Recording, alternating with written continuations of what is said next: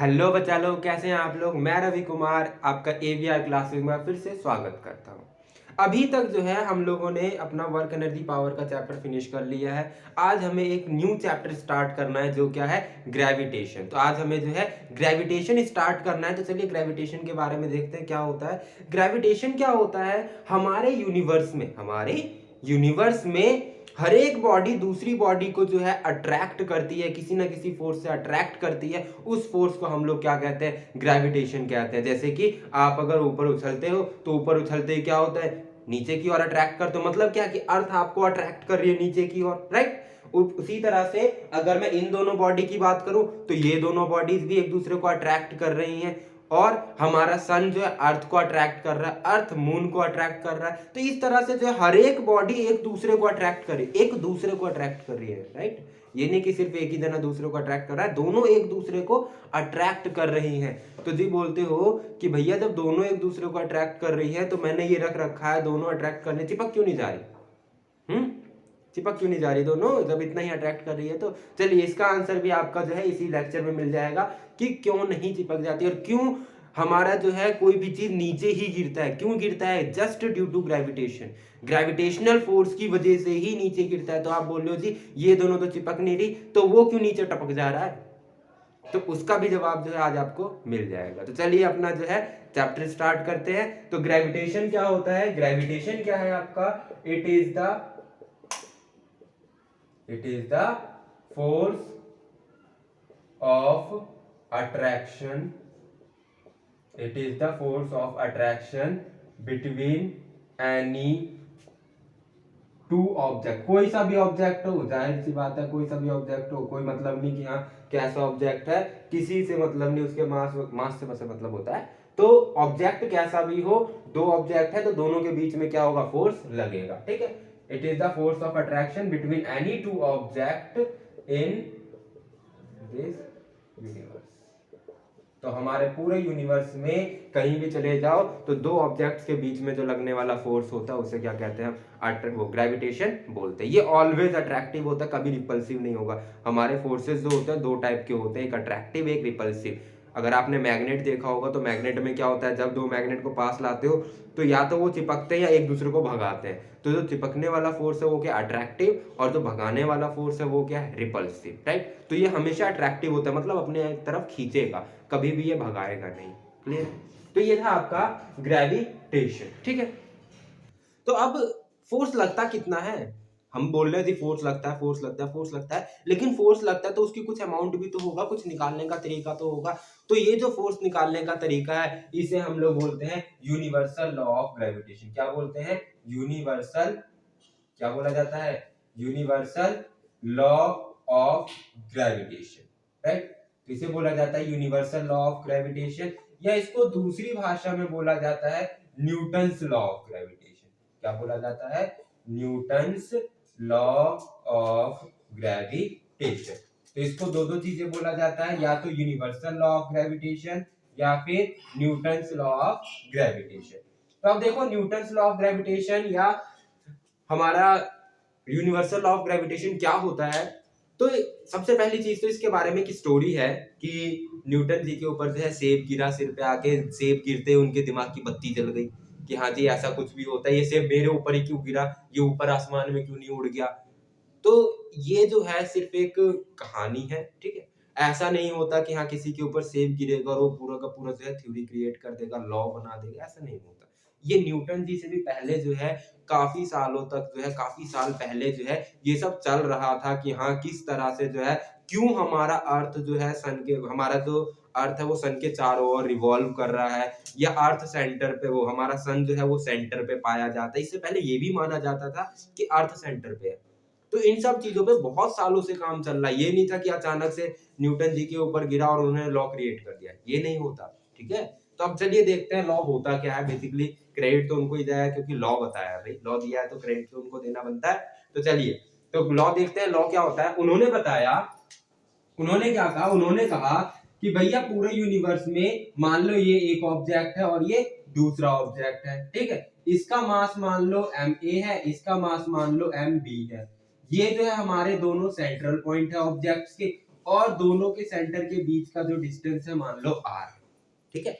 अब जब जैसे मैंने मान लो इन दोनों को कुछ डिस्टेंस पे रखा हुआ है, इसका भी कुछ मास है, इसका भी कुछ मास है, इन दोनों के बीच में डिस्टेंस भी है, सेम कंडीशन यहाँ अप्लाई कर दो कि ये दोनों ऑब्जेक्ट ऐसे रखे हुए हैं, राइट, इसका भी मास m है, इसका मास m भी है, और दोनों का सेंटर से डिस्टेंस मेजर करना, हमेशा याद रखना सेंटर से डिस्टेंस मेजर करेंगे आप, तो यहाँ से सेंटर से डिस्टेंस मेजर करना है, कितना है r है, क्लियर।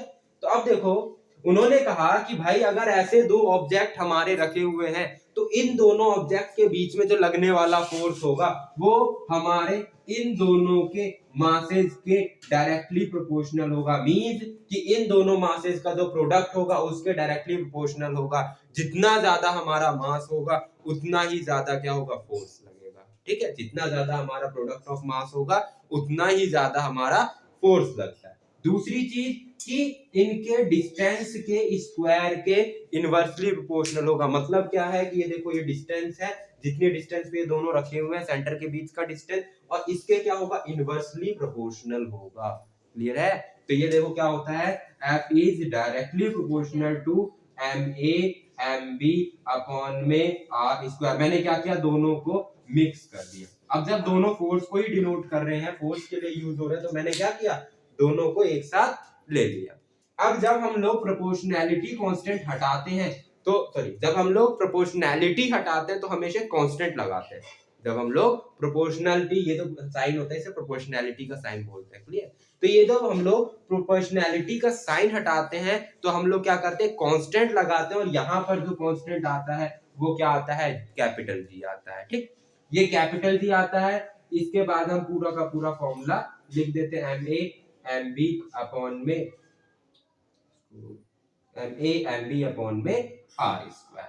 तो ये होता है आपका रियल फोर्स, मींस कि अगर आपको कभी भी दो ऑब्जेक्ट के बीच में लगने वाला फोर्स निकालना हो तो आप क्या करो सिंपल ये वाला फॉर्मूला लगा दो, आपको पता चल जाएगा कि हाँ ये फोर्स कितना होगा, और ये फॉर्मूला पूरे यूनिवर्स में आप कहीं भी चले जाओ वैलिड होगा, पूरे यूनिवर्स में आप कहीं भी चले जाओ ये वाला फॉर्मूला जो है वैलिड होगा। और ये जो कैपिटल जी आया है आपका इसको कहा जाता है यूनिवर्सल, क्या बोला जाता है universal gravitational constant, universal gravitational constant. और एक मजेदार बात बताऊं, ये लॉ तो उन्होंने दिया था लेकिन ये जो कैपिटल जी की वैल्यू आई थी ये कैपिटल जी की वैल्यू न्यूटन जी नहीं निकाल पाए थे, ये जो है वैल्यू निकाली गई थी एक अदर साइंटिस्ट के द्वारा निकाली गई थी और काफी सालों के बाद निकाली गई थी बाय एक्सपेरिमेंटली, और ये जो वैल्यू आई थी ये आपकी आई थी 6.67 into 10 to the power -11 newton metre square पर किलोग्राम स्क्वायर। ये जो होती है हमारी कैपिटल जी की वैल्यू होती है, जो क्या है आपका यूनिवर्सल ग्रेविटेशनल कांस्टेंट। कांस्टेंट का मतलब क्या होता है वो वैल्यू जो फिक्स होगी, और ये वैल्यू हमेशा कैसी रहती है फिक्स रहती है, चाहे आप कहीं भी चले जाए पूरे यूनिवर्स में ये वैल्यू कैसी होगी आपकी बिल्कुल यही रहेगी, फिक्स रहेगी, राइट। तो यह आपका 6.67 into 10 to the power -11 newton metre square पर किलोग्राम स्क्वायर। ये है आपका न्यूटन्स लॉ ऑफ ग्रेविटेशन। तो ये तो इसका जो है हमारा एक तरह से इलस्ट्रेट व्यू है, ठीक है। इसके बारे में जरा जो है इसका लिख लेते हैं डेफिनेशन क्या होती है। तो इसका देखिए हमारा लॉ क्या होता है, बेसिकली लॉ की स्टेटमेंट क्या होती है, लॉ की स्टेटमेंट होती है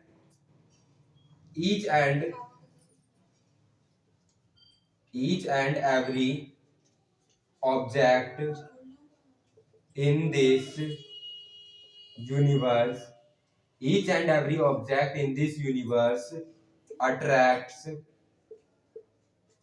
other object with a force of या ये लिख सकते हो with a force which is directly proportional to the product of masses and which is directly proportional to the product of masses and या ये लिख सकते हो product of that masses and inversely proportional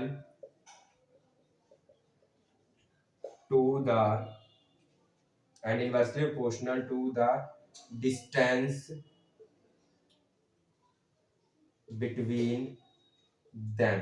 इनके बीच का जो डिस्टेंस होता है उसका क्या होता है, इनवर्सली प्रोपोर्शनल होता है। और ये जो डिस्टेंस होता है ये कहां से मेजर किया जाता है, मेजर्ड फ्रॉम द सेंटर। ये जो डिस्टेंस मेजर किया जाता है ये कहां से मेजर किया जाता है, सेंटर से मेजर किया जाता है। ये बात याद रखना हमेशा, ठीक है। तो आप जो डिस्टेंस मेजर करोगे वहां कहां से करोगे, सेंटर से करोगे ऑब्जेक्ट। तो ये होता है आपका न्यूटन्स लॉ ऑफ ग्रेविटेशन, जो क्या कहता है कि एक ऑब्जेक्ट जो दूसरे ऑब्जेक्ट को अट्रैक्ट करेगा वो कितने फोर्स से करेगा, वो उस फोर्स से करेगा जो उनके मासेस के प्रोडक्ट के डायरेक्टली प्रोपोर्शनल हो और उसके डिस्टेंस के इनवर्सली प्रोपोर्शनल हो। मींस कि उनके प्रोडक्ट ऑफ मासेस के डायरेक्टली प्रोपोर्शनल हो और उनके डिस्टेंस के स्क्वायर के इनवर्सली प्रोपोर्शनल हो। तो अगर इतना फोर्स लगता है तो ये क्या होता है, हमारा ग्रेविटेशनल फोर्स होता है, राइट। तो इतना फोर्स जो है हमारा एक बॉडी दूसरे बॉडी को लगाती है अट्रैक्ट करने के लिए। तो भैया आपने बोल दिया कि जी ये तो अट्रैक्ट कर रही है, ये भी अट्रैक्ट कर रहा है, ये भी अट्रैक्ट कर रही है, इधर आ ना, हाँ ये भी अट्रैक्ट कर रहा है और ये भी अट्रैक्ट कर रहा है। जब दोनों ही एक दूसरे को अट्रैक्ट कर रहे हैं तो दोनों कोलाइड क्यों नहीं कर जाते, जी कोलाइड करेंगे, बिल्कुल करेंगे। कहां पे करेंगे, स्पेस में, जहां इनको कोई और इन्फ्लुएंसर ना हो। मींस कि अभी देखो अगर मैं बात करूं तो मैंने बताया था ना आपको स्टार्टिंग में कि मैं आपके सारे जो क्वेश्चन है उनका जवाब दूंगा। तो देखो यहाँ पे क्या था, ये मान लो दो ऑब्जेक्ट है। अभी मैं अर्थ पे बात करता हूँ। अर्थ पे जब बात कर रहा हूँ तो अर्थ भी इसको क्या कर रही है, खींच रही है। मान लो अगर हम लोग इसको थोड़ा सा अच्छे से बनाते हैं, देखो ये मान लो हमारा अर्थ है, अर्थ के ऊपर ये दो ऑब्जेक्ट ऐसे रखे हुए हैं।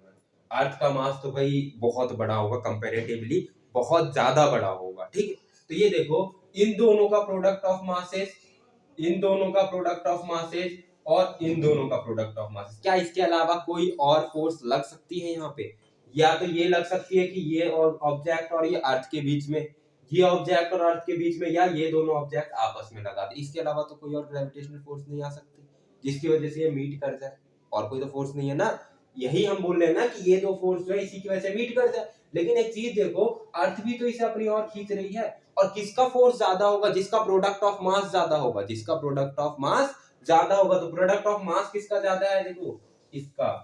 तो मतलब क्या है कि अर्थ का जो इसके साथ फोर्स है, अट्रैक्टिव फोर्स है, वो क्या होगा, ज्यादा होगा, जिसकी वजह से क्या होता है, ये मूव नहीं कर पाता, ये क्या करता है, यहीं पे रह जाता है। समझे बात को, जिसकी वजह से क्या होता है, ये मूव नहीं करता और ये दोनों मिल नहीं पाते, बाइंड नहीं कर पाते। और दूसरी चीज क्या, दूसरी चीज ये कि हमारा जितना कम प्रोडक्ट ऑफ मास होगा उतना ही कम फोर्स होगा। अब अर्थ का मास जो है हजारों में होता है, बहुत ज्यादा होता है अर्थ का मास, और ये कितना है, ये ग्राम में होगा। तो सपोज कर लो ग्राम में कितना ग्राम होता होगा इसका, इसका मास मैं मेजर करूं कितना ग्राम होगा। तो अगर इतना कम अगर मैं मास लेता हूं तो उसका फोर्स भी क्या होगा, बहुत कम होगा, कंपैरेटिवली बहुत कम होता है अर्थ के कंपेयर में। इसीलिए क्या होता है, ये कोलाइड नहीं करते हैं ये लोग, क्या है, अट्रैक्ट नहीं हो, अट्रैक्ट तो होते हैं बेसिकली बट कोलाइड नहीं कर पाते हैं, ठीक है। क्योंकि इनको जो अर्थ भी अपनी तरफ घूम रहा है, अर्थ भी जो है अपनी तरफ खींच रहा है। अब तो ये कोलाइड करेंगे कहां पे भाई, स्पेस में। स्पेस में क्या होता है, दोनों फ्री है, स्पेस में दोनों फ्री है, दोनों को कोई नहीं है वहां पे रोकने वाला, कोई नहीं है वहां पे खींचने वाला। तो जब स्पेस में ये होते हैं ना तो ये क्या करते हैं, ऐसे आपस में आके मैच कर जाएंगे, समझ गए। तो स्पेस में जहां पे कोई फोर्स नहीं है इनको होल्ड करने वाली, वहां क्या करेंगे, आपस में आराम से जो है आपस में मिक्स हो जाएंगे। लेकिन यहाँ पे क्या होता है, यहाँ पे इनको होल्ड करने के लिए जो है फोर्स लग रहा है, जिसकी वजह से क्या होता है, ये दोनों आपस में कोलाइड नहीं करते। क्योंकि आप लोग के दिमाग में बहुत क्वेश्चन आता है कि हाँ जी मैंने दो ऑब्जेक्ट यहाँ टेबल पे रख दिए, दोनों कोलाइड क्यों नहीं कर रहे अगर ग्रेविटेशनल फोर्स एक्ट कर रहा है तो। या तुम बैठ जाते हो बोलते हो जी हम दोनों के बीच में फोर्स लग रहा है, मेरे और मेरे फ्रेंड के बीच में, हम दोनों क्यों नहीं कोलाइड कर रहे हैं। तो भाई आप दोनों का मास उतना ज्यादा नहीं है अर्थ के कंपेयर में, अर्थ आपको खींच रही है, उसका मास जो है बहुत ज्यादा होता है तो उसका फोर्स बहुत ज्यादा होता है, ठीक है। जिसकी वजह से क्या होता है कि हम अर्थ से चिपके रहते हैं, ना कि आपस में चिपकते हैं। समझ गए? तो ये होता है आपका कि क्यों जो है दो ऑब्जेक्ट आपस में अट्रैक्ट तो होते हैं लेकिन कोलाइड क्यों नहीं करते। समझे? तो ये था आपका न्यूटन्स लॉ ऑफ ग्रेविटेशन। तो आज की क्लास में हमें इतना ही करना होगा, वरना हमारा जो है लेक्चर बड़ा हो जाएगा। तो ये आपका न्यूटन्स लॉ ऑफ ग्रेविटेशन।